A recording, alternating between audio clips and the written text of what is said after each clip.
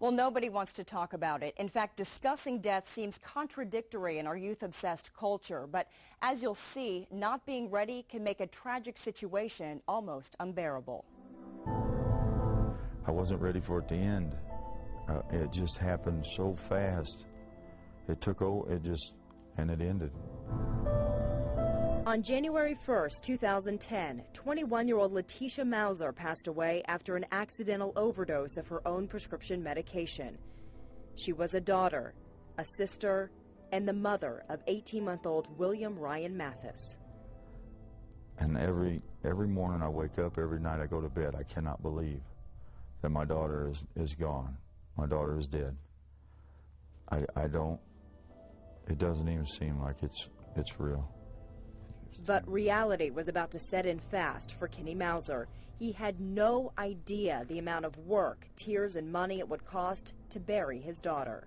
$6,700. I mean, I'm a concrete worker, out of work, and it is winter time. There is no concrete work going on. There's no jobs, no matter what we do. And how would I come up with $6,700? Even at that price, Mauser learned all the dignity would be completely stripped away. The only offering that they had was a 15-minute viewing, straight from the examiner's office. She wasn't washed up, and she had a sheet over her, no clothes. In addition to the funeral home charges, Mauser says the churches he called wanted at least $200 to host the funeral, and the pastors wanted $200 more.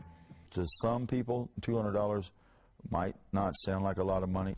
We just didn't have it. We didn't have it. So Mauser started planning his daughter's funeral from scratch with the help of his twin sister, Robbie Stubbs. While she compared prices at local funeral homes, Mauser called agencies looking for anyone who could help with the costs. It shouldn't be that difficult at all to get a hold of the right people to help you bury your child. It just shouldn't. After hours on the phone, Mauser and Stubbs learned they could do a cremation for $700. But Mauser had only one request for his daughter's funeral. He wanted a visitation. They finally contacted Casey Funeral Directors, a low-cost funeral home in Kansas City, Kansas, that offered a cremation following a church service with a rental casket. It had a $2,400 price tag that you have to pay in full. These people, they want their money before anything has happened, and to the dime. And I told him I didn't care if I had to skip a car payment or take out a payday loan or, something. We would come up with that much money. So they started praying, and the weather started moving in. And that's when they came up with the idea for this flyer. I need your help. I'm raising money to pay for my daughter's funeral. I lost her on January 1st and still need to raise a bit more money to pay for the expenses. My son and I will be shoveling driveways for $25 donations starting as soon as the last snowflake falls on Thursday. He was starting to pass them out, and he called me and he said, "Do you see what's happening outside?" And I said, "No, what?" And he said, "Letitia's making it snow."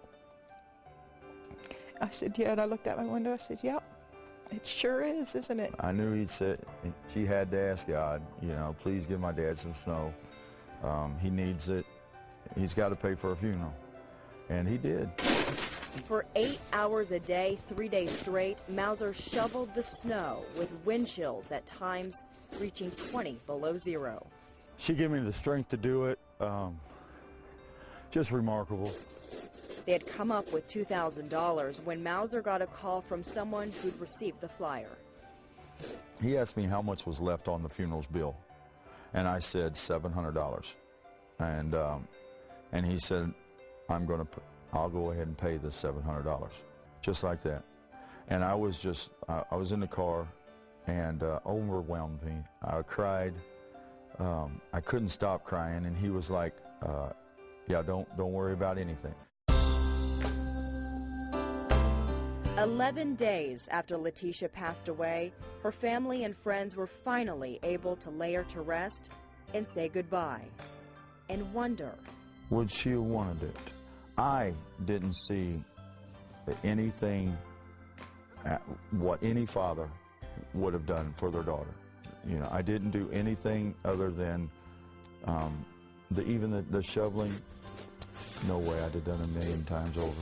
She would probably expect it, but want me to do it? Oh, no. It's a reaction the Funeral Consumer Alliance works to prevent. FCA board member Nancy Peterson says the funeral industry is not your family. It's an $11 billion a year business. They have convinced people that that way is the way, and it's the right way, and it's the way you're supposed to do something.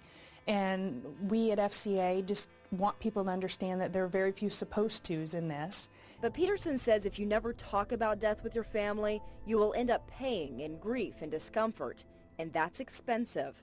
According to the FCA's 2009 price survey, funeral homes in the metro have jacked up prices by an average of 27% in the past 2 years. While the typical funeral costs $7,000, most families expect to afford the so-called modern funeral with the embalming, fancy casket, open casket wake, funeral ceremony, procession, and graveside service. But that can run you upwards of $14,000. And it doesn't include the cemetery plot, which could add another $1,000 to $10,000 to the bill. We go right back to talking to your loved one about what they want, about what they're comfortable with. There are beautiful caskets for less money. There are lovely ways to have a meaningful funeral that do not necessarily mean dollar signs. And if you want to reduce funeral costs, Peterson says you need to know that you have choices. She says, shop around. If you don't, you may be paying the highest rate in town. Understand that funeral homes are required by federal law to give you price quotes over the phone. Know that pre-planning is key, but prepaying for a funeral can be dicey. Make sure you know what you're getting. Expect to pay more for a casket or urn at the funeral home, but understand you don't have to buy it there. And feel free to make funeral arrangements without embalming. It's not required by law. Well, see, now every place I talked to told me this, that you have to be embalmed before you can have an open casket viewing. Not true. See, and that's what, that right there is where there's the big expenses at.